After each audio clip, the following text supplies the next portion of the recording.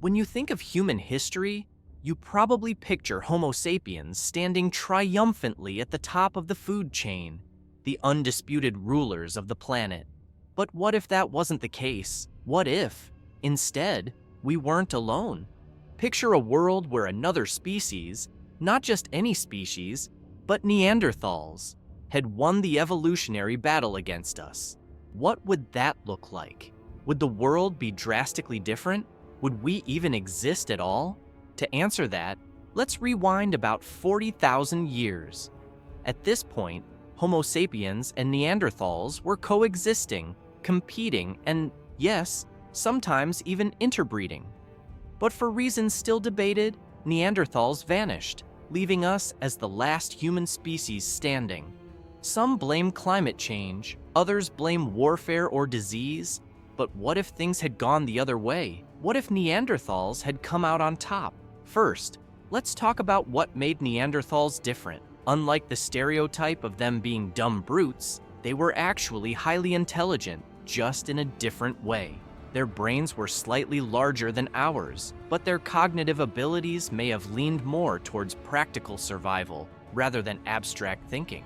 In other words, they were built for the now, excelling in immediate problem-solving and hands-on skills, rather than long-term planning or artistic expression. This means that if they had taken over, human civilization might look completely different today. Perhaps instead of sprawling cities and digital revolutions, we'd have highly structured, nature-integrated settlements focused on efficiency and sustainability. Another major difference?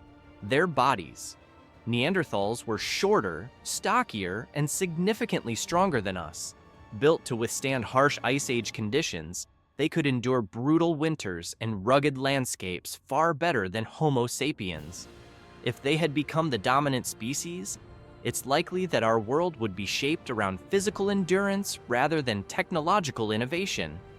Imagine a civilization where brute strength was just as valuable as intelligence, where physical capability determined leadership, and where technological advancements were focused on survival rather than comfort. But what about culture? Neanderthals weren't as artistically inclined as Homo sapiens. While they did create some cave art and jewelry, their culture might not have evolved into the vast artistic and philosophical landscape that defines human civilization today. Would there still be music, literature, or towering monuments to ideas? Maybe, but instead of skyscrapers and space travel, the Neanderthal world might be one of carefully managed resources, tight-knit tribal communities, and a deep connection to the land. And here's where it gets really interesting. Neanderthals had a different vocal structure than us. Their speech, if they had one, might have sounded completely alien to modern ears. If they had won, human language as we know it might never have existed, replaced instead by a system of guttural sounds and gestures that we could barely comprehend. But would Homo sapiens have been wiped out completely? Not necessarily, given that we interbred with Neanderthals in the past.